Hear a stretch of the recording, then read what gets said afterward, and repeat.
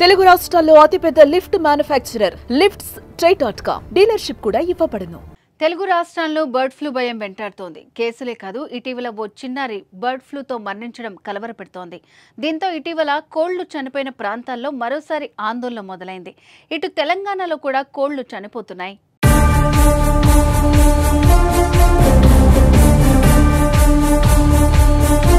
ఏపీలో bird flu హడల్. Bird ఫ్లూతో ఇటీవల చిన్నారి మృతి.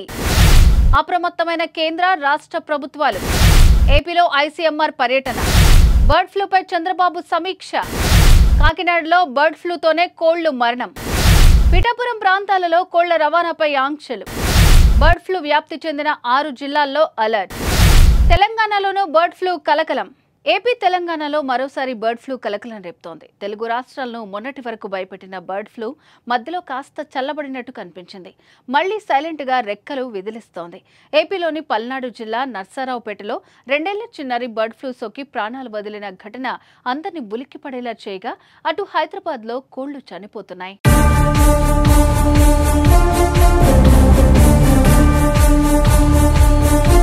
నర్సరావుపేటలో బర్డ్ ఫ్లూ వైరస్ సోకి 2 ఏళ్ల చిన్నారి మరణించడంతో కేంద్ర రాష్ట్ర ప్రభుత్వాలు అప్రమత్తమయ్యాయి.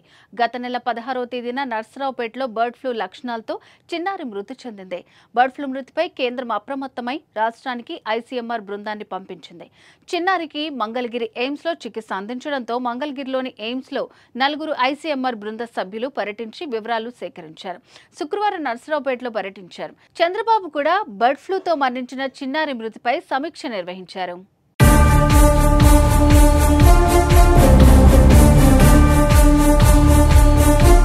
ఆంధ్రప్రదేశ్లో జనవరి, ఫిబ్రవరి నెలల సమయంలో భారీగా కోళ్లు చనిపోయాయి.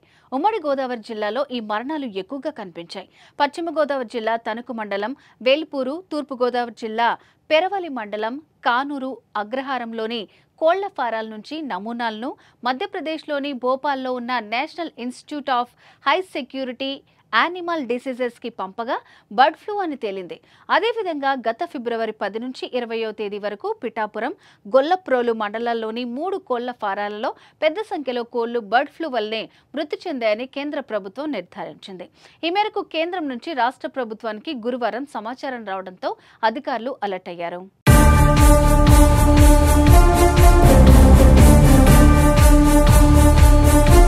బర్డ్ ఫ్లూ నిర్ధారణ కావడంతో కోళ్లు చనిపోయిన ఫారాల నుంచి కిలోమీటర్ వరకు ఇన్ఫెక్టెడ్ జోన్గా, 10 కిలోమీటర్ల పరిధిని సర్వేలెన్స్ జోన్గా అధికార యంత్రాంగం ప్రకటించింది.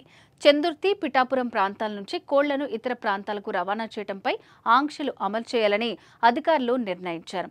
కాగా ఇటీవల బర్డ్ ఫ్లూ వ్యాప్తి చెందిన 6 జిల్లాల్లోని వ్యాధి నిర్ధారిత ప్రాంతాలను అంటువ్యాధి ప్రభావిత ప్రాంతాలుగా ప్రకటిస్తూ రాష్ట్ర ప్రభుత్వం గురువారం గెజిట్ నోటిఫికేషన్ జారీ చేసింది.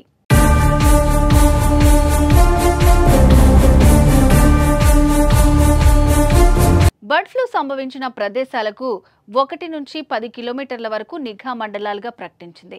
ఉభయ గోదావరి, ఏలూరు, కాకినాడ, ఎన్టీఆర్, కర్నూలు జిల్లాల్లో బర్డ్ ఫ్లూ గుర్తించిన గ్రామాల వివరాలతో ఈ గెజిట్ విడుదల చేసింది.